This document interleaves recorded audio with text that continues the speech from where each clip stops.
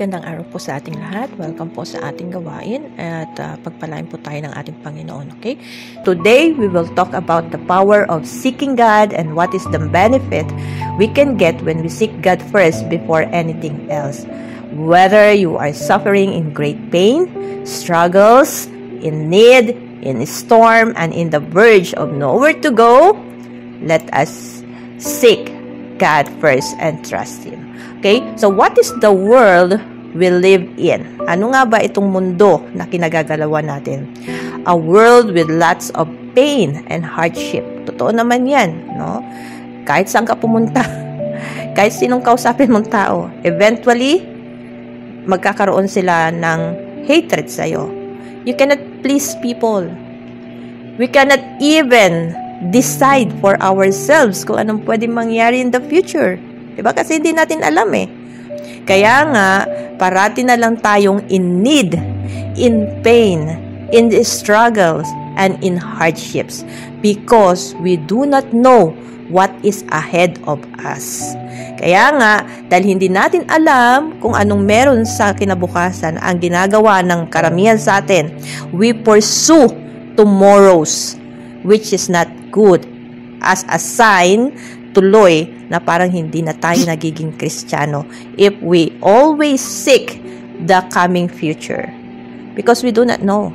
Hindi natin alam. Okay? What else?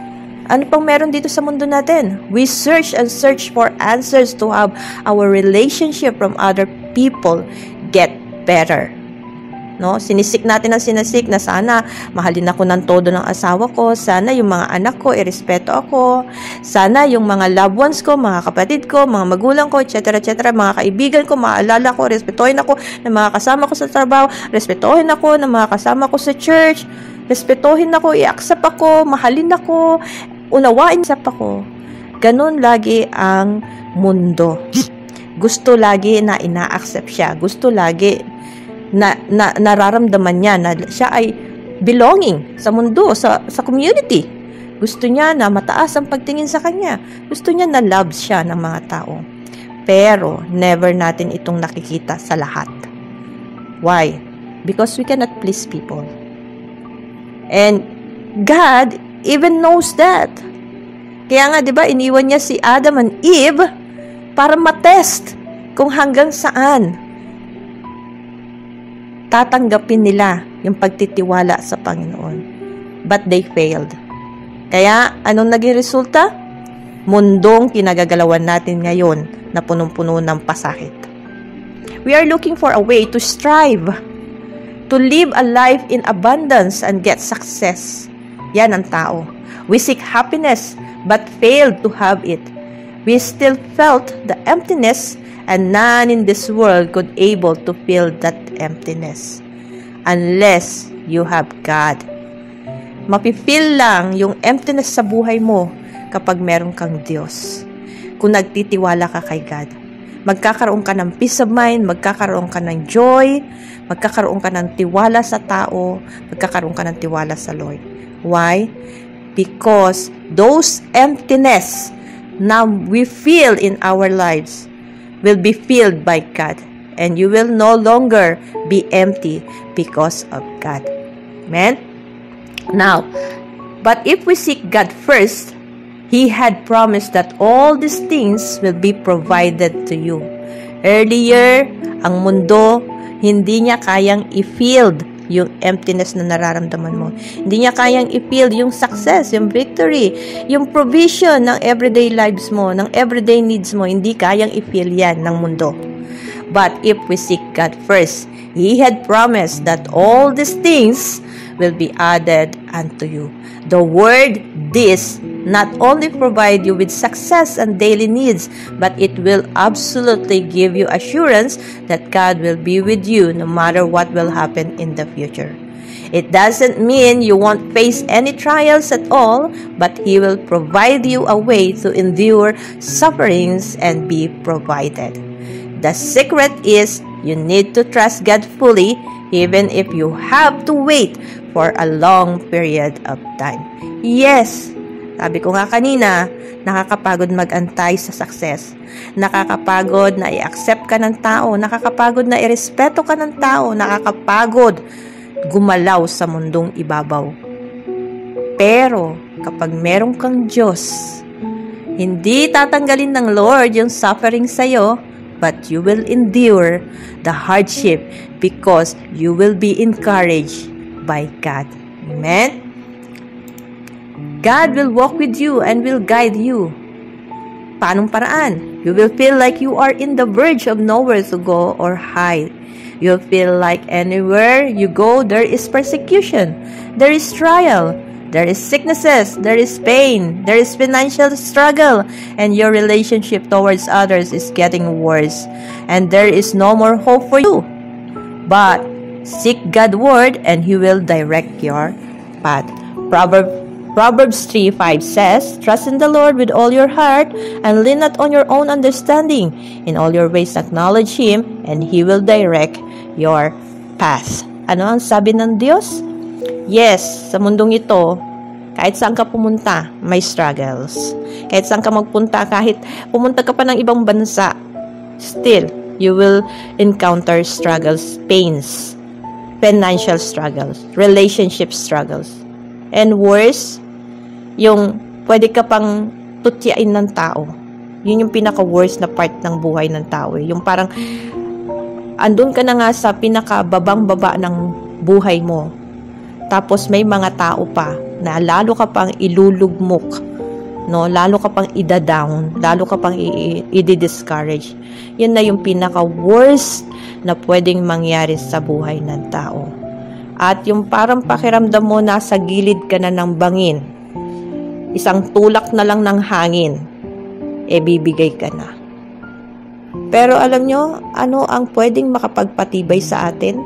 Yung salita ng Lord. At kagaya ng sabi sa Proverbs 3:5, trust in the Lord with all your heart. Huwag kang manangan doon sa kung ano yung nakikita mo. Huwag mong pansinin kung ano yung meron sa future. Kasi hindi mo naman kabisado. Pero the moment you trust God with all your heart, He will sustain you. Anong sabi po doon sa sinabi ng Lord? In all your ways, acknowledge Him. The reason kung bakit nagkakaroon ka ng struggles, nagkakaroon ka ng painful experiences, nagkakaroon ka ng, alam mo yun, yung pakiramdam na para kang alone, wala kang kasama, it is because we don't acknowledge God's way. Iba yung way ng Lord. Ang way ng Lord, lagi kang pinag-aantay. Hindi minamadali ang way ng Lord. Kaya tuloy, marami sa atin na nagpe-failed doon sa pagtitiwala sa Lord kasi ayaw mag-antay. Kaya tuloy, marami sa atin pinapasok yung isang gawa, no, o isang trabaho o isang ministry dahil minadali. No? We must seek God in choosing people. Kasi baka mamaya hindi naman talaga sila para doon. Parang ginagawa na lang natin silang display para na sa ganon may ma-filled in lang doon sa ministry na yon, which is ayaw na ayaw ng Lord. During the time when God seek people to serve Him inside the temple, yung mga Levites, dumadaan sila sa matinding paglilinis. Hindi sila pinakakain ng kahit na anong mga bagay na hindi makaka-good sa kanila.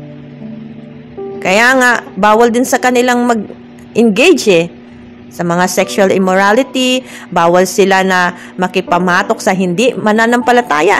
Minsan may nakikita tayo sa mga ministry ngayon, no? May mga boyfriend and girlfriend na mga unbeliever.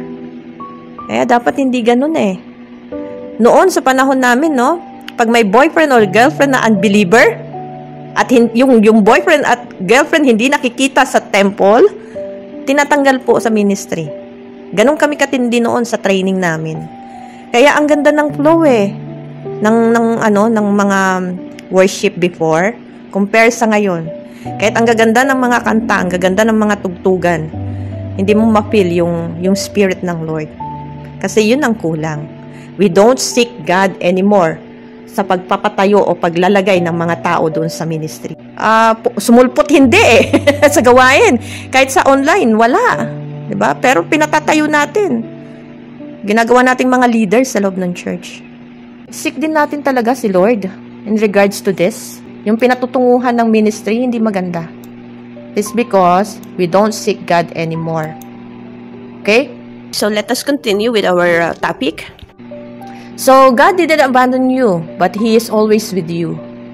You might feel that you are alone in this life. No, you are not alone, but God provided you His Son so that He will give you a better life. Ano po ang sabi diyan? God will walk with you and will guide you. Akala natin minsan iniiwan ng Lord. Akala natin na wala ng Diyos na gumagabay sa atin. No. Tayo kasi yung umaalis. Tayo kasi yung nagsisik ng own interest natin. Tayo kasi yung humahanap doon sa gusto natin na mangyari sa buhay natin. Kaya, ang pakiramdam natin, nag-iisa na lang tayo sa buhay. Pero ang totoo, hindi tayo iniwan ni Lord. He is always there. You are not alone. God always provide you solution. God always restores you. He even gave His Son so that He will give you a better life. Ang problema lang kasi, tayo yung lumalayo sa Lord. You have to seek Him first. You need to seek His words so you will be guided. Peter, when he walked through waters, he looked up to Jesus. He focuses his mind and strength on Him, and this is the reason he is able to walk on waters. But the moment he swift on his faith and saw the storm and waves, he began to sink. Alam nyo, para tayong si Peter. Noong naglalakad tayo sa ibabaw ng tubig, tinawag tayo ni Jesus, no? At gumanda yung buhay natin. We walk on the waters. At ini-enjoy natin yung paglalakad natin. Kasi, nakafocus tayo. Ganyan tayo nung unang-unang mananampalataya pa lang tayo. Umiiyak tayo. We enjoy the presence of the Lord. We enjoy being part of the prayer and fasting. We enjoy praying together. Wala na rin yun sa church, no? We enjoy serving the Lord. We enjoy doing things rightfully in the sight of the Lord. We focus our mind and strength only to the Lord. Kaya nakakalakad tayo ng maayos. Kaya nai-enjoy natin ang buhay. And this is the reason kung bakit maganda ang buhay. Kasi we focus our mind and strength and our soul to the Lord. Pero, kapag nakita na natin masyado na tayong confident, andyan naman si Lord lagi naman katabi ko si Lord. Yung sobrang confident na tayo, nakalimutan na natin na meron din palang demonyo na nakakakita sa atin sa mga ginagawa natin. And when the storms and waves came into our lives, we began to sink. Kasi bakit? Na-defocus tayo doon sa plan ng Lord, na-defocus tayo doon sa nais ng Diyos na mangyari sa buhay natin. At na-focus na lang tayo doon sa biglaang pagdating ng storm, ng wave na hindi natin ini-expect. Kasi alam nyo ang demonyo, sabi nga ng 1 Peter 5:8, para lang yang leon na maali-aligid. At kapag nakita niya masyado na tayong kampante, no, sa buhay na kinagagalawan natin, blessed naman ako di okay na mag-relax-relax. Blessed naman ako di okay na ako sa buhay na ito, hindi muna ako magsimba, mag-enjoy muna kami, etc., etc. Ay, hindi muna ako magta-tights, total, may pambili ako, so mag-ano muna ako, magpunta muna ako sa mall, at gastusin ko ang mga bagay-bagay na ito. Sa sobra nating kampante sa buhay, dahil ini-enjoy na natin ang life, that's the time, di nyo napapansin, kung kailan nag-i-enjoy ka sa buhay, biglang may papasok na matinding pangyayari sa buhay mo. Na pag dumating yon kasi unexpected, bigla kang wang, diba? Kasi nga, na-defocus na tayo dun sa enjoyment eh. Nawala na yung focus natin sa Lord. Kaya tuloy, hindi natin na nakita na meron pa parating na pala na mga struggles in life.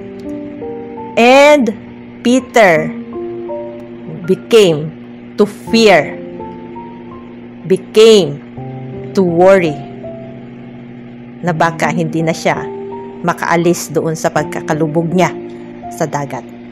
So don't allow fear to consume your faith. Fear will only bear doubts. And when we doubted God, we began to do things on our own. Fear will think us that God leave us, that we don't have anyone, that our problem is unresolvable, that the only thing to do now is to do things on our own. Nung lumubog si Peter, nagkakakawag eh. Yung alam mo yun, yung parang nag-aano ba siya ng help, Lord, help, diba? Parang ganun tayo eh, no? Pagka nalunod na tayo doon sa pinagagagawa natin sa buhay, kasi hindi kalooban ng Panginoon, tsaka pa lang tayo nagkakakawag, tsaka pa lang tayo lumalapit sa Lord. Why not lumapit ka sa Lord habang hindi ka pa lumulubog? Ang problema sa atin, kapag lumubog na, tsaka tatawagin si God. Pero hindi natin tinatawag si Lord kapag may dumarating pala, nakikita pa lang natin yung storm, nakikita pa lang natin yung wave, hindi tayo tumatawag eh. Kasi ang tendency ng tao or ang immediate response ng tao kapag may nakikita siyang danger is harangin yung danger. Tama? Ganun tayo eh. Pag may nakikita tayong danger na mangyayari sa buhay natin, kagad-agad may response tayo eh. Instinct kasi ng tao yun eh. It's a normal thing na ginagawa ng tao. At nakakalimutan natin na meron palang Diyos na nandyan lang nakatingin sa atin. No? At inaantay niya lang na, may parating na bagyo, anak, anong gagawin mo? Hindi ko po alam. Natakot ako. Kaya hanggang sa lumubog na si Peter. Hindi niya tinawag si Lord during the time na merong storm and wave na nakikita siyang paparating papunta sa kanya. Hindi niya doon tinawag si Lord eh. Tinawag niya si Lord nung nakita niyang unti-unti na siyang lumulubog. At ganun tayong lahat ng mga tao. The moment we do things on our own, it eventually creates larger problems in our lives. Problems that will consume our energy, that will consume our resources, and eventually will consume our little faith in God. Yung alam mo yun, yung kaliit-liit na nga lang ng faith mo sa Lord na wala pa dahil dun sa struggles mo in life or struggles natin in life. Diba? Sabi nga ng Lord kung meron ka lang maliit na pananampalataya na katulad ng buto ng mustasa, napakaliit lang po nun. Parang dumi lang ng kuko natin, ganun kaliit. No? Ano sabi ng Lord, kung meron ka lang ganun, hindi siya nag-ask ng malaking faith mo eh. Hindi nagsabi si Lord na, dapat lakihan niya yung faith niya sa akin, hindi ganun eh. Ano lang ang request ng Lord? Kung meron ka lang kasing liit ng buto ng mustasa na pananampalataya, then I will go with you wherever you are. Sasamahan kita. Mahirap man ang ministry, sasamahan kita, anak. Kamag-alala. Huwag mo lang tignan yung kahirapan sa pagmi-ministry. Because I am there. I will always be there to help you grow your ministry. Ganun si Lord eh. Ang inaantay lang ng Lord sa atin, maliit lang na faith mo. And, sabi nga dito, eventually, will consume our little faith in God. Pagka hindi mo naagapan, alam mo, unti-unti, yung alam mo yon, yung, Lord, bakit ganito? Magka-question ka na Lord, bakit ganito nangyayari sa buhay ko? Kapag hindi mo alam kung ano yung kalooban ng Lord para sa'yo, talagang you will come to the point of your life na magka-question ka na sa Lord. Lord, bakit ganito nangyayari sa buhay ko? Why not question yourself? Do you still believe in God? Do you still trust in God? Do you still walk in the will of the Lord? Kasi pag hindi na talaga, ganyan ang mangyayari. Darating sa punto ng life mo, magkakaroon ka na ng doubt sa Lord. And you will find yourself emerging in sins. Kakasala ka na kasi magda-doubt ka na sa Lord Iiyak ka na sa Lord, bakit ganito Lord nangyayari sa buhay ko? And that is actually sin. Dahil may doubts na May question ka na sa life mo eh. May question ka na bakit ka nilid. Yung parang pakindamdam mo, dito ka dinala ng Lord. Pero ang katotohanan, hindi! Ikaw ang nagdala sa sarili mo doon. Kaya ka may struggles ngayon. Kaya ka in need, kaya ka in pain, kaya ka walang nakukuhang respect sa kapwa. It is because you go against the will of the Lord. Now, don't allow fear to consume your faith. Think of the prodigal son. He thinks that if he do things on his own, he will be happy. He will enjoy life. Or he will get success. And he will have great opportunity coming on his way. So he left his father, gone his way, seeking happiness to finding a new life with people who only left him eventually when he has nothing to offer more for them. Yun ang naging malaking problema dito. Yung, alam mo yun, yung iniisip natin na, Lord, buhay ko to eh. Ako magdidesisyon para sa life ko. Akong gagawa para sa buhay ko. Magsasaksid ako dahil matalino ako. Magsasaksid ako kasi may lakas ako ng katawan. Magsasaksid ako dahil nag-i-strive ako more and more and more and more. No? Ang nakalimutan natin, we need to seek God. Kaya anong sabi dito sa istorya ng prodigal son? Umalis siya eh. Kasi hinanap niya yung magandang buhay. Naakala niya, pag once na umalis na siya sa tatay niya at sa kapatid niya, gaganda na ang buhay niya.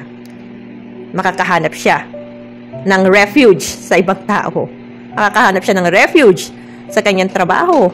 Makakahanap siya ng refuge sa kanyang business. Pero pag nalimutan mo na ang Diyos sa buhay mo, wala na rin yan. Okay? Only then he realized that on his father's wings, he will have shelter and get protected. Does the father leave the son alone? No. He is always there waiting for his son to come back. And the moment he saw the son, he embraced him and welcomed him with a hug. Ganun ang Diyos natin eh. Iniwan mo si Lord, pero sige, andyan lang ang Diyos. Aantayin ka niya hanggang bumalik ka sa Kanya. Hanggang ma-realize mo na it's about time to go back to God. No? Hindi ka iniwan ng Lord. Kaya, huwag nating hayaan na matakot tayo. No? The son fears for his life the moment he returned. Sabi ng anak, natatakot ako, baka mamaya pagbalik ko, katayin na ako ng mga taong bayan. Kasi, fears lead him astray. He fears that he can't have the inheritance, so he took it away from his father, even if he is still alive. Fearing that the father will give all the inheritance to the firstborn son. Or fearing that the firstborn son will took everything once their father died and leave nothing for him. Ganun po kasi ang kultura ng mga Israelites. Sa panganay talaga ibinibigay ang lahat ng pagpapala. It's up to the first son kung magkano ang ibabahagi niya para sa mga kapatid ng mga sumunod. Ganun po ang kultura nila. Kaya sa takot ng anak, na baka mamaya, pag namatay ang tatay ko, hindi ako bahagi na netong kuya ko na to ha. Hindi pa naman kami close neto. No? Sa takot niya, kaya kahit buhay pa yung tatay niya, kinuha niya na yung mana. Sabi niya, kunin ko na yung mana ko. At ako na ang bahala sa buhay ko. No? He also fears for his life that once he get back, he might be stoned to death or he can be slaves. Takot siya eh. Kaya nga habang kumakain siya doon sa pig pen, anong sabi niya? Buti pa doon sa bahay ng tatay ko. Babalik na nga ako sa ama ko kahit magpakatulong na lang ako. Kasi ganun po talaga ang kultura nila. No? Kapag naging suwail ka, you will do the slave's task or job. At hindi lang yun. No? Kapag nalaman ng taong bayan na parating ka na, suwail kang anak, stone to death ka. Kasi ganun po ang parusa noong unang panahon. If you disobey your parents, stone to death ka. Sana ngayon ganun pa rin ano. Para maraming bata or anak ang talagang sumunod sa magulang. No, ganun katindi yung disiplina noon eh. No? Kaya takot na takot siyang bumalik. But the moment he stood up and went back without fear, then he get mercy and he was restored. Ganun naman ang ating Panginoon. Once you stood up and accepted that you have sinned against our God. Anong gagawin ng Lord? Open arms kanyang tatanggapin. I-embrace ka pa niya. I-restore ka pa niya. Ganon katindi magmahal ang ating Diyos, na hindi man lang natin yung napapansin sa ating buhay. No, yung minsan, pagod ka na sa buhay na ito, pero the moment na umiyak ka sa Lord, the moment na sinabi mo sa Lord, kinabukasan may answered prayer ka na agad, di ba? Ganon ang ating Diyos eh. Ganon kanya kamahal. Ganon kanya gustong i-restore the moment na bumalik ka sa kanya. Inaantay niya lang ang pagbabalik mo. Faith in our God restores us. Your faith in God is the key ingredient to peaceful and happy life. Abraham and Sarah, when they doubted God because they have been waiting for a son to be born, led them to do a greatest mistake in their lives that bring chaos in the life of Israelites. And up to this day, the Ishmaelites, which is the Arab nation, had been the greatest enemy of the Israelites. Alam mo yon, kapag may doubt ka kay Lord, asahan mo na ang kakaharapin mo sa susunod na mga araw ay chaotic na life. Pag sinabi natin chaotic, magulong buhay. But if you obey God, if you follow God's words, if you seek God's words, you always pray to God, even you inquire little things in your life about God, even yung pananamit mo, you inquire it to the Lord, magbe-benefit ka dyan eh. Even yung mga binibili natin, if we inquire to the Lord, hindi sayang yung binili mo eh. Hindi mo kailangan magmadali eh. Dahil kung confident ka kay Lord na ipoprovide niya yon, mag-aantay ka. Willing ka na mag-antayan. Even sa mga partner in life, mag-antay po. Kasi pag hindi mo inantay yung perfect time ng Lord, asawa, magugulat ka na lang na buntisan mo. 'Di ba? Or nakabuntis ka nang wala sa panahon. But if it is God who always there in the middle of the relationship, magiging smooth po ang relationship ninyo. Mag-asawa. Amen? So, David, when he trusts the strength of his soldiers and their chariots, led them defeated on wars. Same with King David. Natalo sila eh. Ilang laban yun? 3 labanan yun. Talo talaga. As in, walang panalo. Bumabalik silang ang daming patay. It is because, anong ginawa? Nagdepende kasi si King David dun sa chariots and mga soldiers niya. O ilan yung soldiers natin? Bilangin. O ilan yung chariots na meron tayo? Ilan yung mga sandata na meron tayo? Bilangin lahat. Okay. Marami naman pala. O sige, laban na. No? Wala nang inquire sa Lord. Kaya tuloy, hindi sila dinirect ng Lord kung anong dapat gawin. Ganun yun eh. Kapag ang Lord ay isinantabi natin sa buhay natin, kahit alam natin magwawagi tayo dun sa ginagawa natin. Pero kapag wala ang presensya ng Lord, hindi talaga. Faith in God restores, but when Abraham trusted God, when he offers Isaac in Mount Horeb, God provided a ram to be sacrificed, and his line was restored, and he began to be called the father of all nations. Yun ang maganda doon, no? Nung natutunan na ni Abraham yung salitang pagtitiwala sa Diyos, yung pagkakaroon ng pananampalataya sa Diyos, yung paniniwala mo sa Lord, natutunan niya na yon. Kaya nung ni-request ng Lord si Isaac, i-offer sa kanya, although nalungkot si Abraham, pero sabi niya nga, galing kay Lord tong anak ko di ibalik ko na lang sa kanya din. Kasi kanya naman galing to, walang akin. Kaya nung makita ng Lord yung heart ni Abraham, na willing siyang i-sacrifice yung lahat. Sa atin, no? Ayaw natin i-sacrifice yung tithes natin Ay, teka muna, meron nga pala kaming plano pamilya. Ilaan ko na nga lang itong tithes ko para sa aming planong pampamilya. Birthday ng anak ko. May outing kami. May gagawin kami. Etc. etc. Ay, nako. Hindi na ako magbibigay sa church. Hindi na ako dadalo sa church. Hindi na ako magsuserve sa church. Isang tabi po muna natin yung mga emotions na yan. Kasi alam nyo, hindi makakatulong para mag-improve ka, para mag-grow ka sa faith mo sa Lord. Kasi laging nauuna yung emotions natin. No? hindi tayo marunong magtiwala. Flow with the process. Kung yan yung process ng Lord para turuan tayo, i-humble down tayo ng Diyos, tanggalin yung mga pride natin sa puso, tanggalin yung mga galit-galit natin sa puso at palitan niya ng love, gagawin ng Lord yung kinakailangan, gawin ng Lord yun, gagawin ng Lord yun. Maalis lang yung mga bagay na tinik para hindi tayo makapag-serve fully sa Lord. Kasi gusto ng Lord, pag nagsiserve ka sa Kanya, wala ka talagang bahid ng dungis eh. Gusto ng Lord, pag nagsiserve ka sa Kanya, talagang fully service to the Lord with love. Amen? So, but David, when he began trusting God, the temple of God has been restored through his son, King Solomon. Noong nagtiwala na, natutunan na ni King David na huwag magtiwala sa mga soldiers niya at chariots niya, ano nangyari?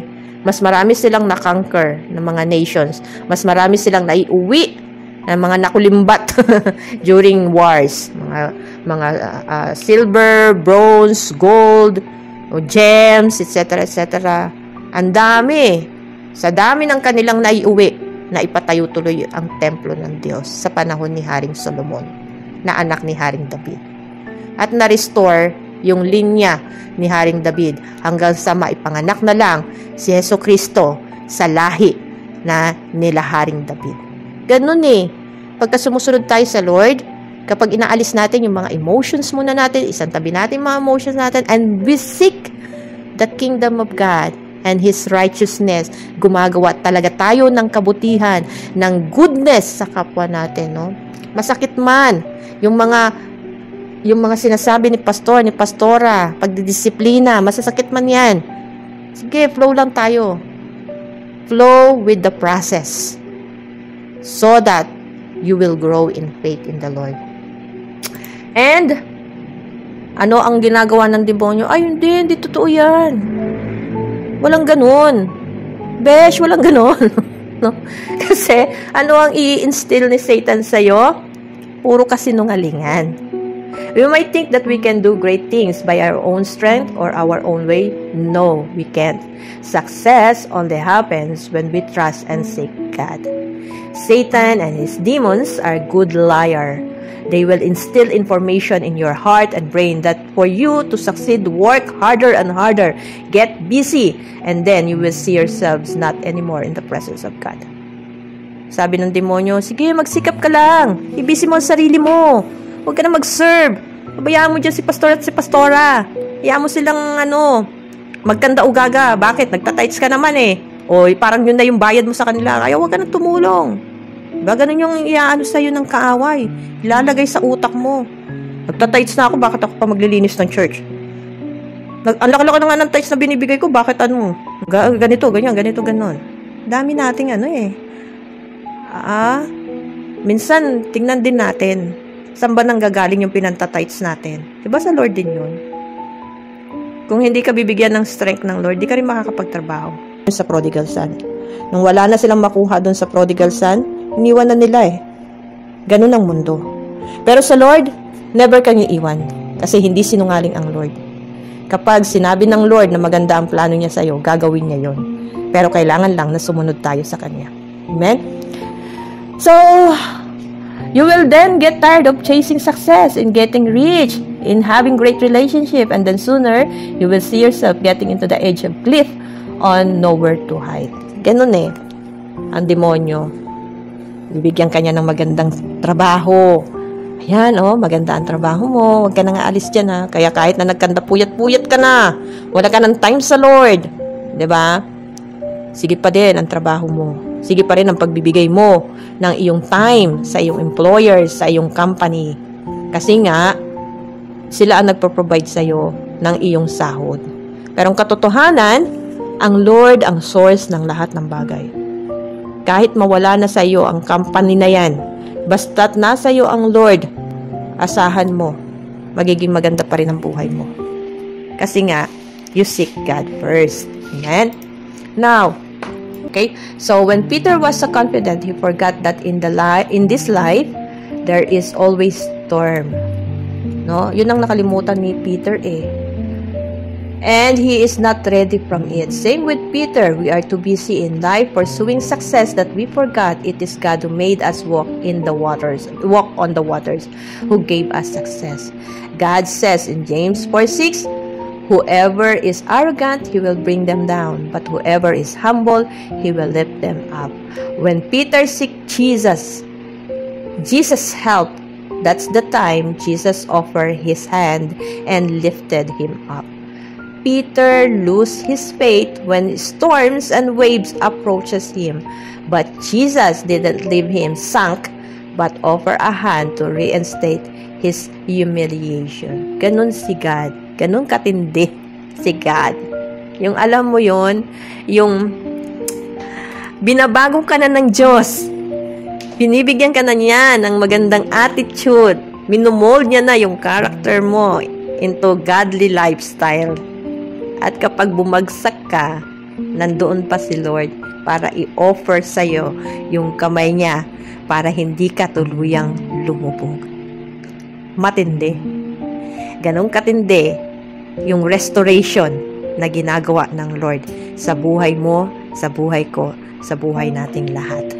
Inaalis niya yung mga bagay na makapag-humiliate sa'yo, yung makapag-down sa'yo, aalisin ng Lord yun. Maging thankful ka lang kapag inalis ng Lord yun. Masakit, yes. Yung mawalan ka ng trabaho, masakit yun. Parang kahiya-hiya yun. Diba? Kasi alam nilang mahusay ka eh. Kakahiya yun. Pero alam nyo, yun yung way ng Lord para i-restore ka niya. Amen? Kapag dumaraan ka sa matinding pagsubok ng buhay, asahan mo na ang susunod na mangyayari sa buhay mo is restoration na. Ganun yun. Kapag dumadaan ka sa matinding dagok ng buhay, sunod-sunod ang nangyayari sa buhay mo, sign yan na merong parating na blessing na malaki sa buhay mo. Amen? Amen. Praise God. Okay? Whenever you are weary, in pain, in need, in struggle, and you feel like you are all alone, go to God and He will sustain you immeasurably, your strength, and in provision to resolve your problem. Just seek Him and trust Him. God said in Matthew 11:28-30, "Come to me, all who you are weary and heavy laden, and I will give you rest. Take my yoke upon you and learn from me, for I am gentle and humble in heart. You will find rest for your souls, for my yoke is easy and my burden is light." So seek God and trust Him. The Bible says, seek first the kingdom of God, and all these things will be added to you. He said, all that is, if you seek Him. And seek God is not only during the times you are in struggle, but also during the times when you are enjoying the life God has given you. Madaling sumunod kapag nag-i-enjoy, pero mahirap sumunod kapag hindi enjoyable ang life. Vice versa, kapag enjoyable ang buhay, nakakalimutan natin si Lord. Amen? So remember, everything is from God, and if you won't seek His help, you will not be restored. Seeking God is our way of trusting His ways. It will teach us to wait, and the process of molding us is not easy, but it will benefit us more if we trust God. Do not worry about what will happen for tomorrow. We even not know what will happen next. What we have for today is enough for us to live. Let God worry about our futures, for He knows what is best for us. You might be struggling now. Trust the process. Just flow and do not reluctantly in serving God. Because if you only focus on God and not your struggle, you will have peace and joy in your heart. Amen. So let us pray. Lord, thank you so much for this day.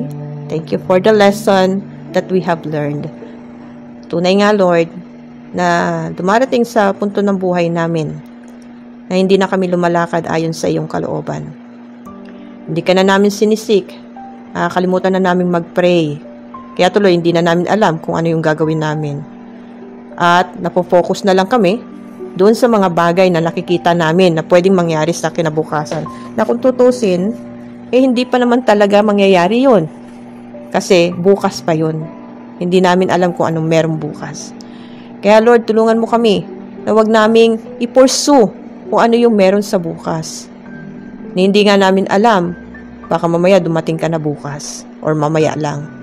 Pero Lord, salamat kasi pinarealize mo sa amin ngayong araw na ito na walang halaga kung anong pwedeng mangyari bukas.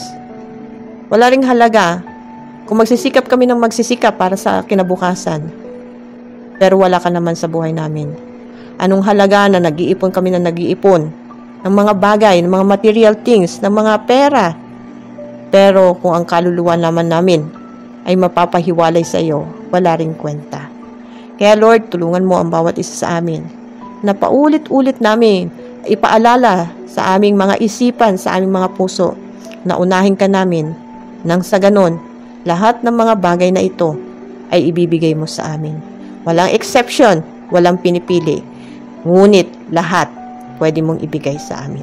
Maraming salamat, Panginoon. Sa iyo nga po namin binabalik ang lahat ng papuri at parangal. Salamat po sa mga mensahe na hinatid ng inyong lingkod. Sa iyo ito, Panginoon, at ako'y ginamit mo lang. Ito nga po, Diyos, ang aking dalangin sa pangalan ni Jesus. Amen. God bless us all po, and shalom po.